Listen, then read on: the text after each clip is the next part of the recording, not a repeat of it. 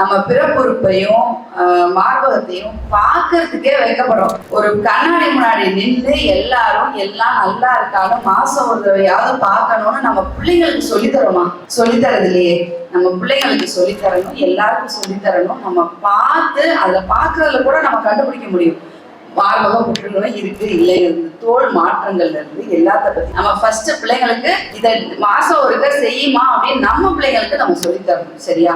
அடுத்து மார்புன்னு பேசுறதுன்னா ஒரு மாதிரி அசிங்கமா நினைக்கிறோம். வெள்ளப்படுறதுன்னு பேசுறதுன்னா அசிங்கமா நினைக்கிறோம். பேஷண்ட் வருவாங்க, என்னென்னவோ சொல்லுவாங்க, அது வலிக்குது, இது வலிக்குது, இது பண்ணுது, அது பண்ணுதுமாங்க. ஆனா அந்த பர்டிகுலர் பிரச்சனைய வெளியே சொல்றதுக்கு அவ்வளவு வைக்கப்படுறாங்க. ஏன் நம்ம உடம்பு தானே, வாய் மாதிரிதான், கண்ணு மாதிரிதான், மூக்கு மாதிரிதான், மார்பு, பிறப்புறுப்பு எல்லாமே அதுதானே. ஏன் அதுக்கு போய் அவ்வளவு வைக்கப்படணும்? அது பொம்பளைக்கு பொம்பளை சொல்றதுக்கே வைக்கப்படுறாங்க. கண்டிப்பா இதுல இருந்து நம்ம எல்லாரும் வெளியே வந்துதான் ஆகணும்.